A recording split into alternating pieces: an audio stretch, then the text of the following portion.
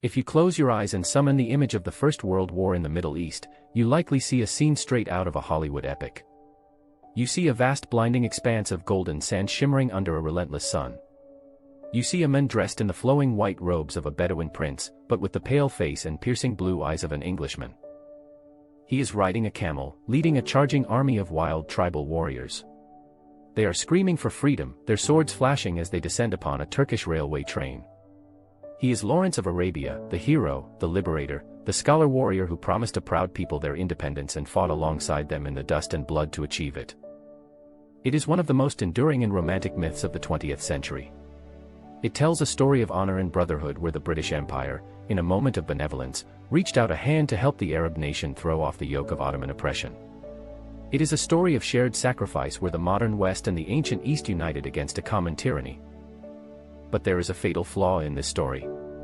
It is a lie, a magnificent, cinematic, heartbreaking lie. At the exact same moment that Thomas Edward Lawrence was sitting by a campfire in the freezing desert night, promising an Arab prince that Britain would support a great and unified Arab kingdom from the Indian Ocean to the Mediterranean, two other men were sitting in a quiet, luxuriously appointed room in London. They were not wearing dusty robes. They were wearing starched collars and expensive wool suits. They were not eating dried dates and drinking bitter coffee. They were sipping brandy and smoking fine cigars. One was a British aristocrat named Sir Mark Sykes. The other was a French diplomat named François Georges-Picot. On the table between them lay a map of the Middle East. It was a map of a region that had been ruled by the Ottoman sultans for 400 years. In their hands, they held a grease pencil and a wooden ruler. And with a few casual strokes and a conversation that amounted to little more than imperial horse trading, they drew a line.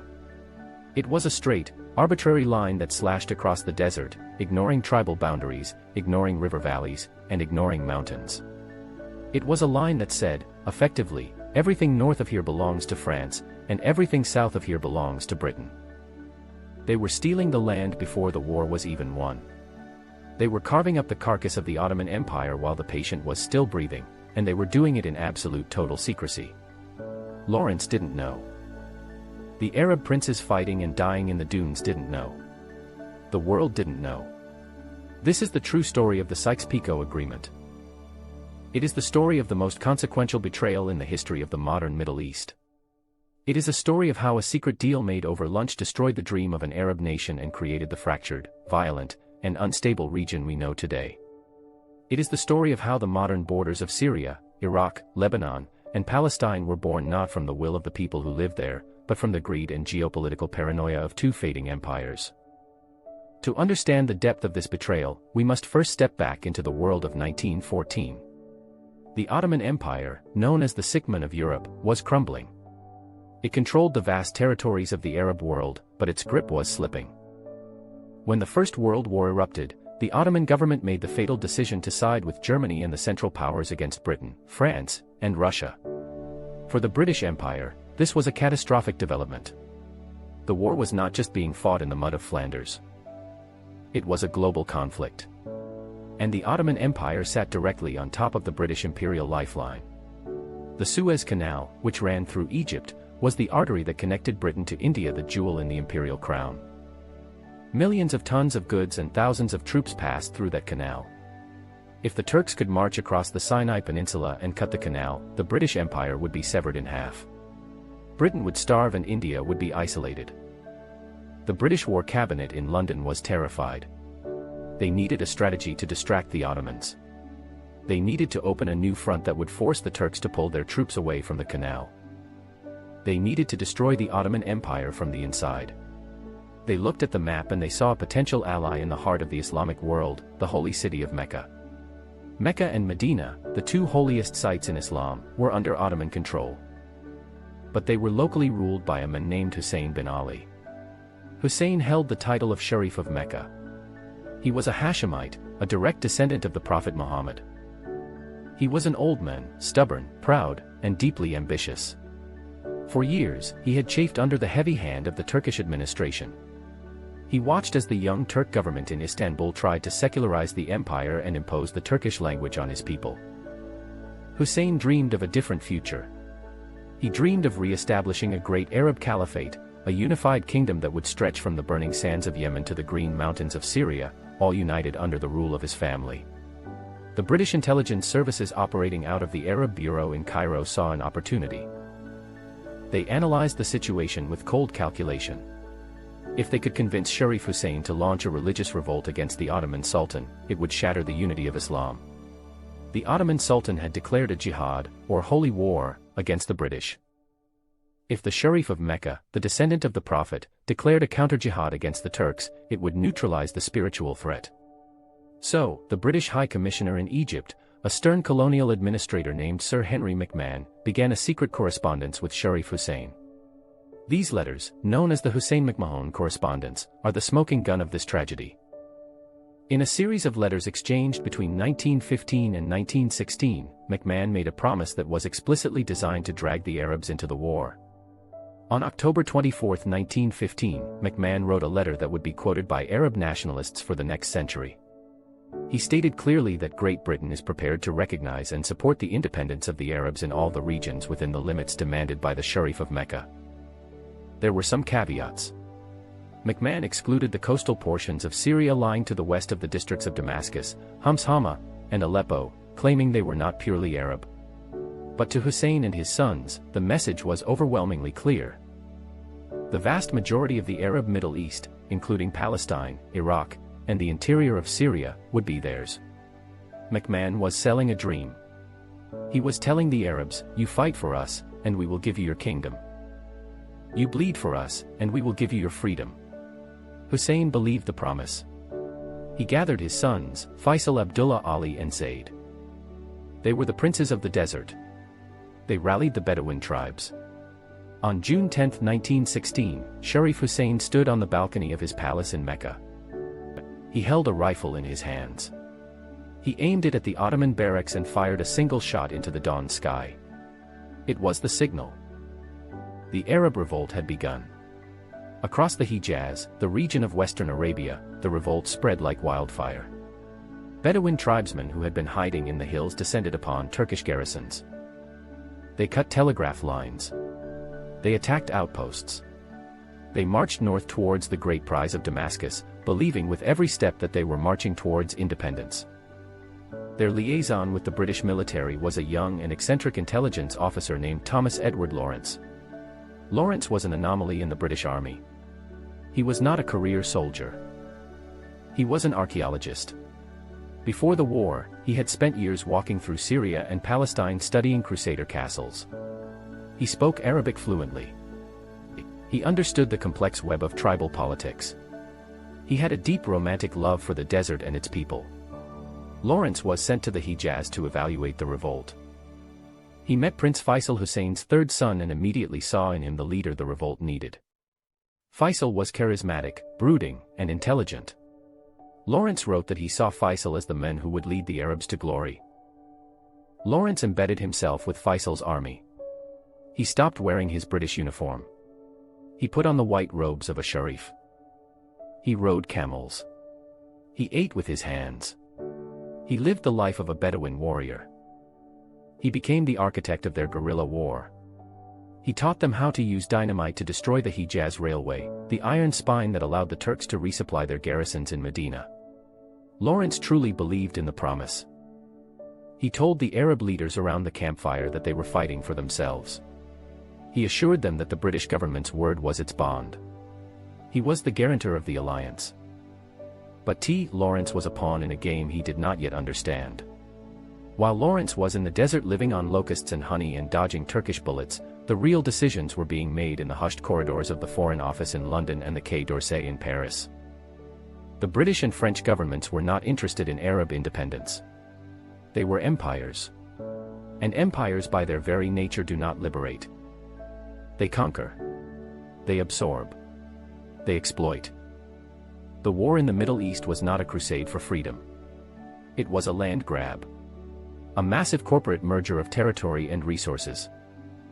The British government was terrified that if the Ottoman Empire collapsed, another power might step into the vacuum. Perhaps Russia would push south. Perhaps the French would take too much. Britain wanted to secure the land bridge to India. They wanted the ports. and increasingly, they wanted the oil. So, in late 1915, the Allies appointed 2 negotiators to settle the future of the Middle East, once and for all. They were tasked with solving the Eastern question. Representing Britain was Sir Mark Sykes. Sykes was a fascinating and contradictory character. He was a wealthy baronet, a prolific traveler, and a conservative member of Parliament. He was brilliant, energetic, and famously arrogant. He claimed to be an expert on the East, but his knowledge was often superficial, based on the prejudices of the Victorian era. He viewed the Arabs through a lens of paternalism. He believed they were children chaotic and primitive, who needed the steady guiding hand of the British Empire to enter the modern world.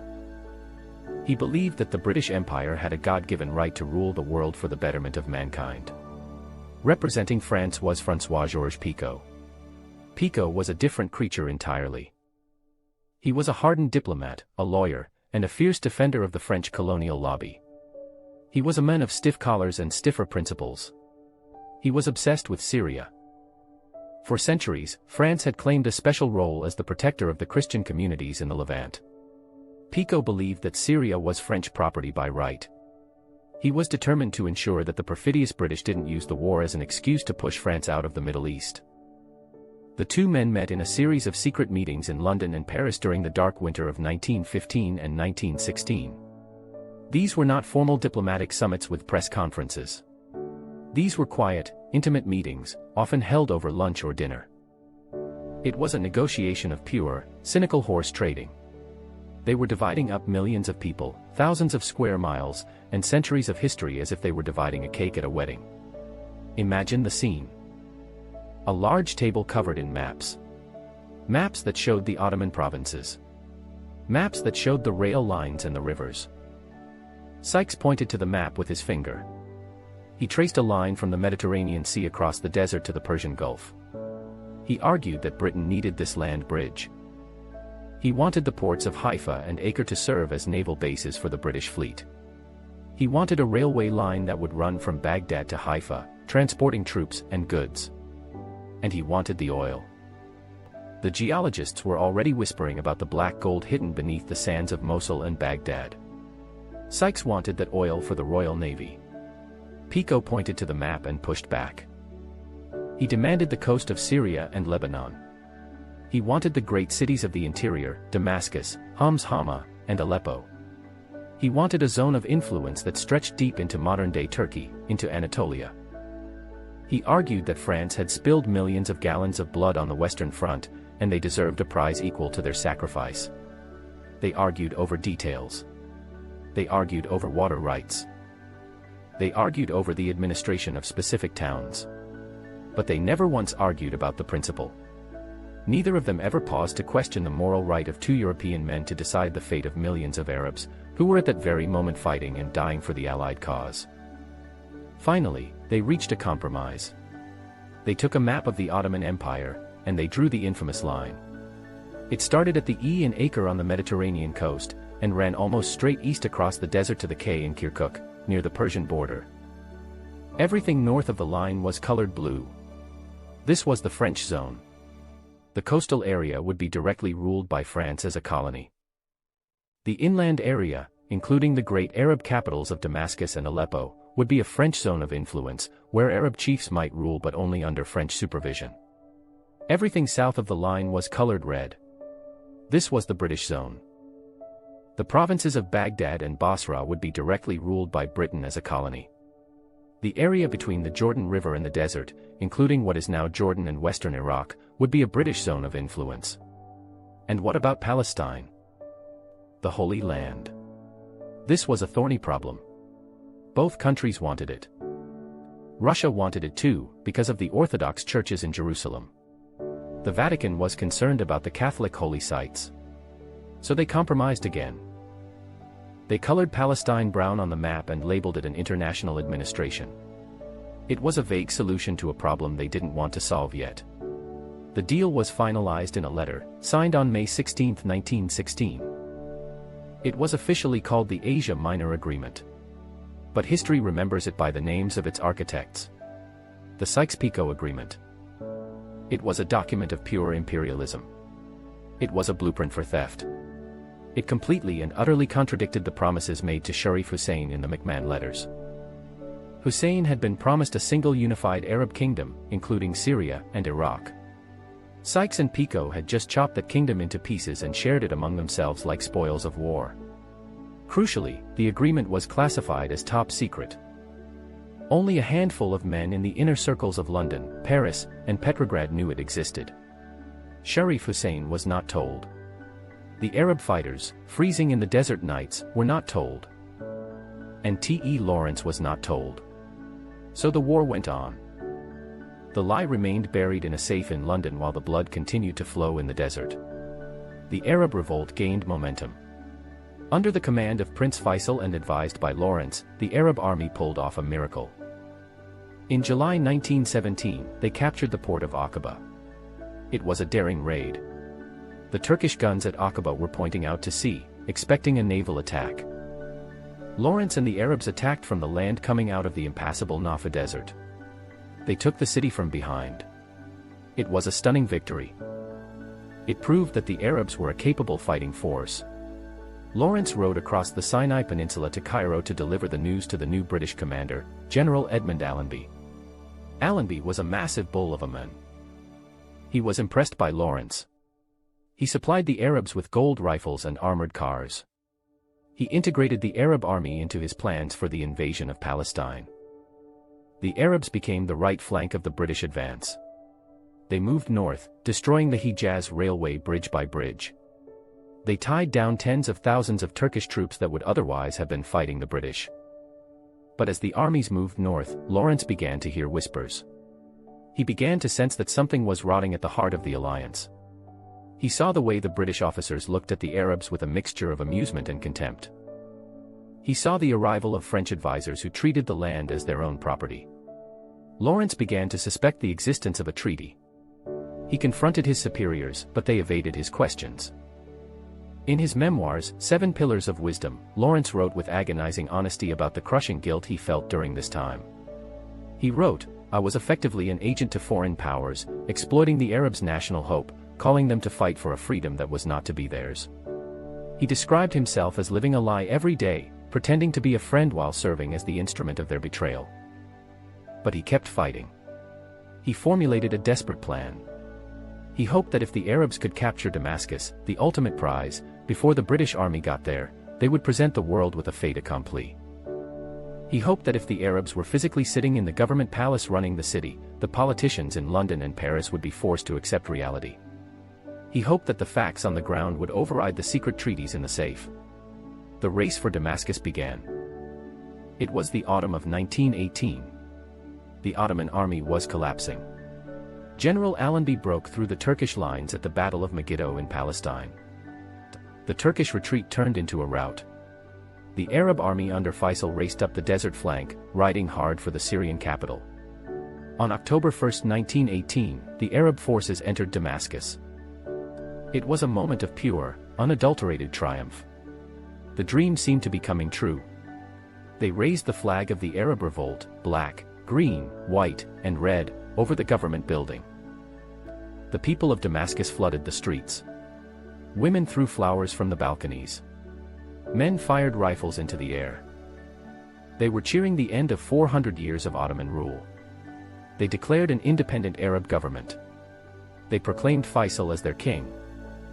Lawrence was there. He drove his battered Rolls-Royce Blue Mist through the streets of the liberated city. He saw the joy in the faces of the people. But he felt no joy. He knew the clock was ticking. He knew the French were coming. Days later, General Allenby arrived in Damascus. He summoned Faisal and Lawrence to a meeting at the Victoria Hotel. The atmosphere in the room was icy. Allenby was a soldier following orders, and his orders were based on the Sykes-Picot Agreement. Allenby informed Faisal that his government would not be recognized as fully independent. He told him that under the agreement, which could now be revealed, Syria belonged to the French sphere of influence. He told him that a French representative would be arriving shortly to take supreme command. Faisal was shocked. He stood tall in his robes, his face pale with anger. He protested. He said he had been promised independence. He said his men had died for the city. He said, "I am a sovereign ruler. I will not accept a French command." Allenby was unyielding. He looked at Lawrence and said, "But did you not tell him?" Lawrence looked at the floor. It was the moment of ultimate shame. Allenby told Faisal that he could administer the city for now, but only under the supreme command of the Allies. Lawrence could not bear it. Broken, exhausted, and ashamed, Lawrence asked Allenby for permission to leave. He resigned his post. He left Damascus before the French arrived. He returned to England, a famous hero, the uncrowned king of Arabia. But inside, he was a broken man haunted by the betrayal he had facilitated. But the story doesn't end with Lawrence leaving. The secret was out, but the Arabs still hoped to fight it diplomatically. The war ended in November 1918. The peace conference was set to be held in Paris in 1919. Faisal decided to go to Paris. He would plead his case to the world. He pinned his hopes on the Americans. President Woodrow Wilson had arrived in Europe like a messiah. He had issued his famous 14 points. He spoke of self-determination. He said that people should have the right to choose their own government. He said that the day of secret treaties was over. Faisal believed that Wilson and the United States would save the Arabs from the greed of the British and French. Faisal arrived in Paris in January 1919. He walked through the snowy streets of the French capital wearing his white and gold robes, a striking figure amidst the gray suits of the diplomats. T.E. Lawrence came out of retirement to serve as his translator and advisor. But they were walking into a lion's den. The Paris Peace Conference was not a meeting of minds. It was a market of victors. Faisal was treated like a curiosity, not a statesman. The British and French locked him out of the real meetings. When he was allowed to speak, the French delegation glared at him with open hostility.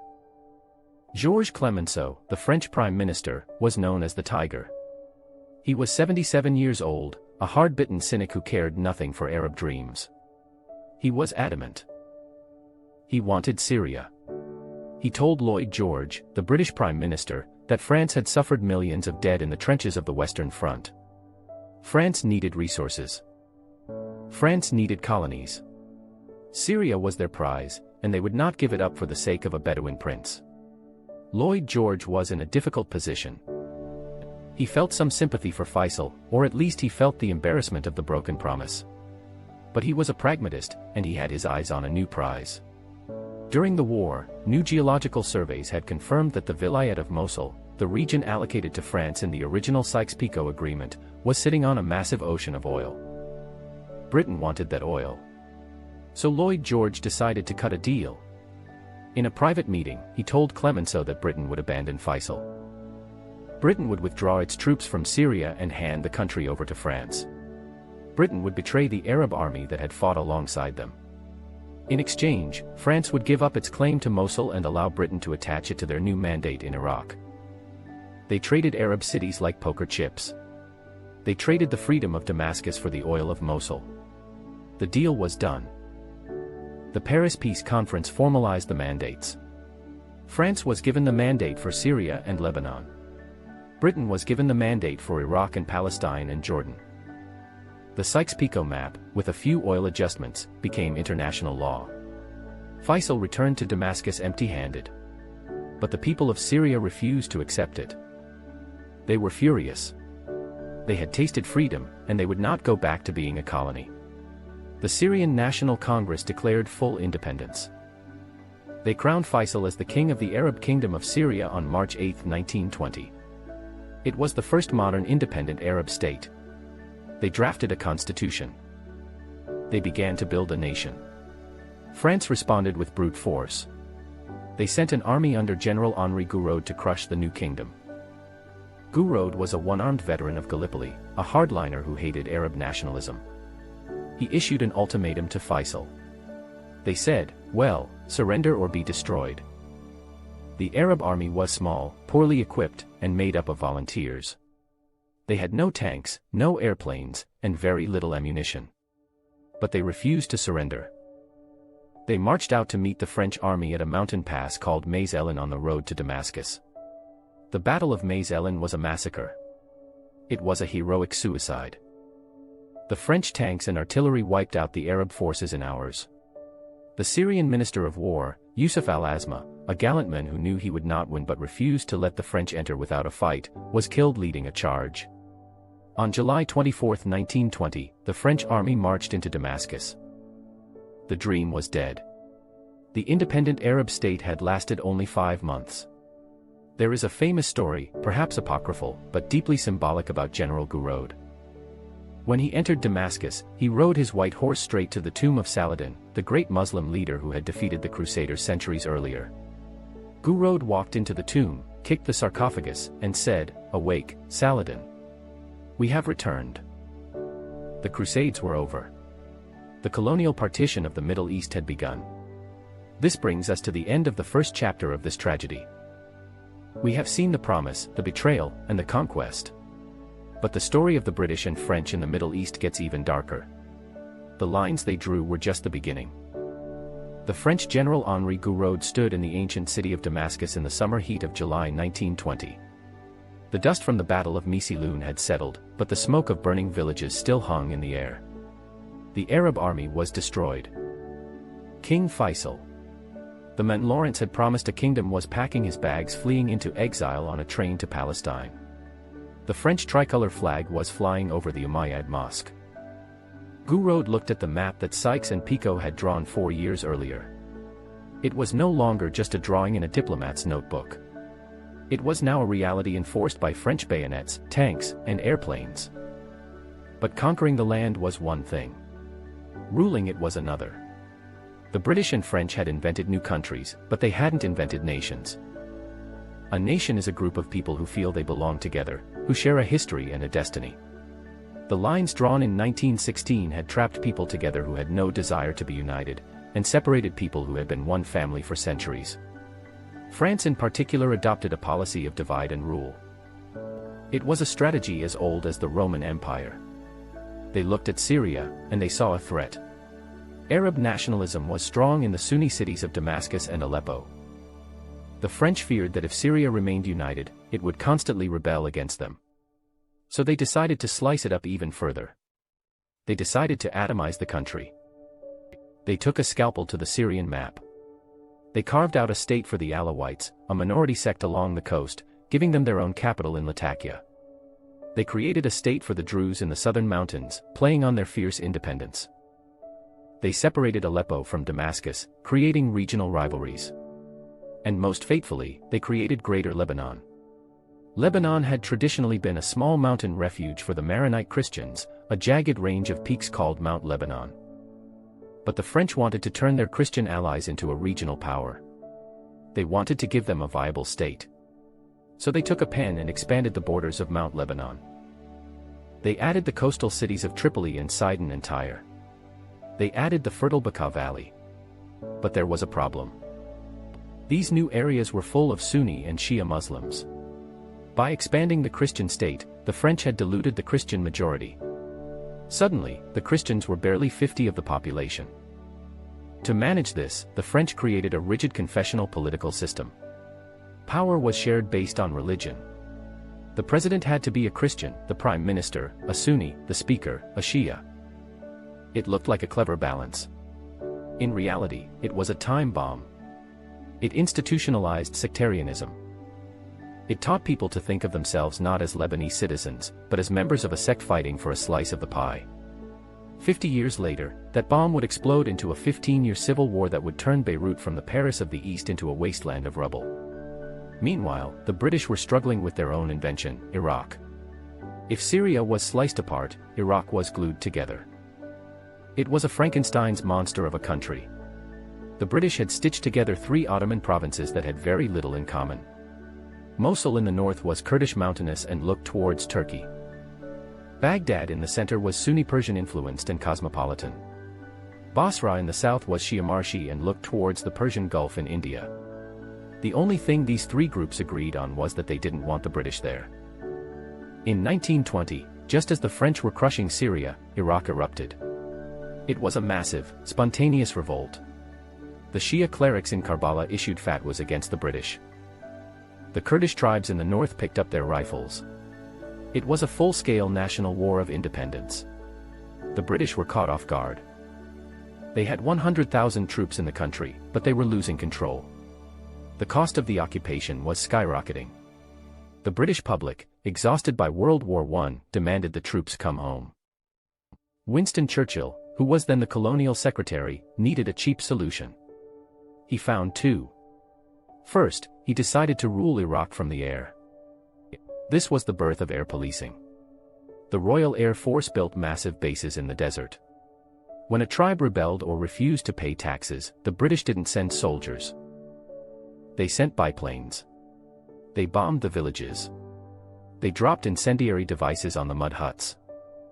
It was brutal, effective, and cheap. Second, he needed a king. The British realized they couldn't rule Iraq directly as a colony. It was too provocative. They needed a local face. They needed a proxy. They remembered Faisal, the man the French had just kicked out of Syria.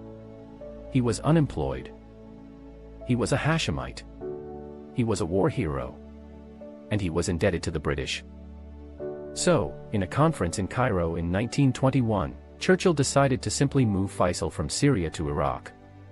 It was like transferring a CEO from one failing branch of a company to another.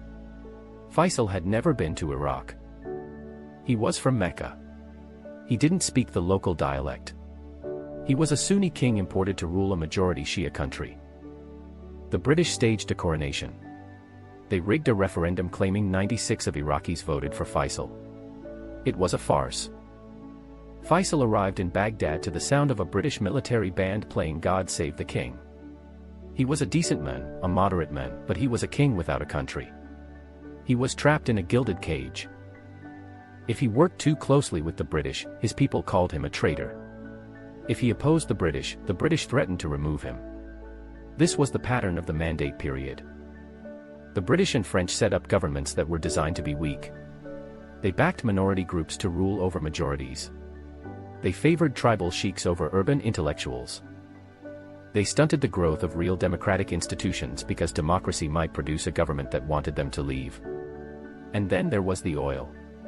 This was the dirty secret that Sykes and Picot had only guessed at, but which became the dominant fact of the 20th century. In 1927, at a place called Baba Gurgur near Kirkuk, a massive oil well came in. It was a gusher. Suddenly, the sandy barren land of the British Mandate was one of the most valuable prizes on earth. The British made sure they locked it down. They forced the Iraqi government to sign the Red Line Agreement. It handed the rights to Iraq's oil to a consortium of Western companies, including British Petroleum, Shell and the French. The Iraqi government got a tiny royalty of few shillings per ton. The vast wealth of the nation was siphoned off to London and Paris and New York. This theft of resources fueled a deep, simmering anger. A new generation of Arabs was growing up. They were not tribal sheiks. They were army officers, lawyers, teachers, and engineers. They looked at the maps drawn by Sykes and Picot, and they felt humiliated. They looked at their puppet kings, and they felt disgusted. They looked at the oil pipelines carrying their wealth away, and they felt robbed. They began to dream of a new kind of freedom. Not the freedom promised by Lawrence of Arabia, which depended on British benevolence, but a freedom taken by force. This led to the age of the coup. In Iraq, the military became the center of nationalist sentiment. In 1936, 1941, and finally in 1958, the army rose up. The 1958 revolution was particularly brutal. The royal family, the dynasty established by the British, was massacred in the palace courtyard. The king was shot. The crown prince's body was dragged through the streets of Baghdad. It was a violent rejection of the British-imposed order. But what replaced it was not democracy. It was dictatorship. Strong men like Saddam Hussein rose to power, promising to restore Arab dignity and erase the artificial borders. Saddam Hussein was a child of Sykes-Picot. He was obsessed with the humiliation of the past. When he invaded Kuwait in 1990, he justified it by claiming that Kuwait was an artificial state created by the British to cut Iraq off from the sea. He was using the twisted logic of the colonial map to justify a new war. In Syria, the French mandate ended in 1946, after a bloody struggle where the French actually shelled the Syrian parliament. But the sectarian divisions the French had fostered remained. The country was unstable, rocking from one coup to another. Finally, the Ba'ath party seized power. They were secular nationalists who preached Arab unity. But in reality, the regime came to be dominated by the Alawites, the minority sect the French had empowered back in the 20s. The Assad family built a brutal police state to hold the fractured country together, using fear to bridge the gaps the French had created. And then there is Palestine. The brown zone on the Sykes-Picot map, the international zone. Britain took control of it in 1920. They had made conflicting promises. To the Arabs, in the McMahon Letters, they promised independence. To the Jews, in the Balfour Declaration of 1917, they promised a national home. The British spent 30 years trying to juggle these two promises and failed miserably. They allowed Jewish immigration, which caused Arab riots. Then, they restricted immigration, which caused Jewish riots. They satisfied no one. By 1948, Britain simply gave up. They packed their bags and left, leaving the two sides to fight a war that is still going on today. The map of Palestine and Israel is the most contested, bloodiest map in the world, a direct legacy of British duplicity, and the vague brown smear on Mark Sykes' map. So, where does this leave us today? Look at the headlines. The civil war in Syria. The fragmentation of Iraq. The paralysis in Lebanon. The conflict in Gaza. These are not separate, unconnected events. They are the aftershocks of the earthquake of 1916. The borders of the Middle East remain the borders drawn by Mark Sykes and François Georges-Picot. But they are borders that exist on paper, not in the hearts of the people. The Kurds, a people betrayed by every treaty, are still spread across 4 countries, dreaming of a Kurdistan that the mapmakers denied them. The Sunnis and Shias in Iraq are still struggling to find a way to share a country that was forced upon them. The Lebanese are still trapped in the sectarian cage built by the French. History is not just about the past. It is about the present. The story of Sykes-Picot is a warning. It is a warning about the arrogance of power. It is a warning that you cannot draw lines on a map and expect people to fit into them. It is a warning that betrayal has a long half-life. T.E. Lawrence died brokenhearted because he saw the future. He saw that the wind he had sown would become a whirlwind. In 1935, he was killed in a motorcycle accident on a quiet English country lane. A tragic figure who had tried to bridge 2 worlds and failed. Mark Sykes didn't live to see the chaos he created. He died of the Spanish flu in 1919, right in the middle of the peace conference in Paris. François Georges-Picot faded into obscurity, serving as a diplomat in various posts, never realizing that his name would become a curse word for millions of people. But their legacy is written on the map. Every time you see the news from the Middle East, every time you see the violence and the anger, you are looking at the ghosts of Sykes and Picot. You are looking at the consequences of the day 2 men in suits decided they knew better than the people who lived there. The Middle East is not broken because the people there are incapable of peace. It is broken because the modern state system was built on a foundation of lies. It was built on a betrayal. And until the people of the region are allowed to draw their own map to write their own future, the ghost of Sykes and Picot will continue to haunt the sands. This is John, and this is the Untold History Tales channel. Subscribe now to stay ahead of the curve. Because when the history books are written, you'll want to be among the few who saw it coming.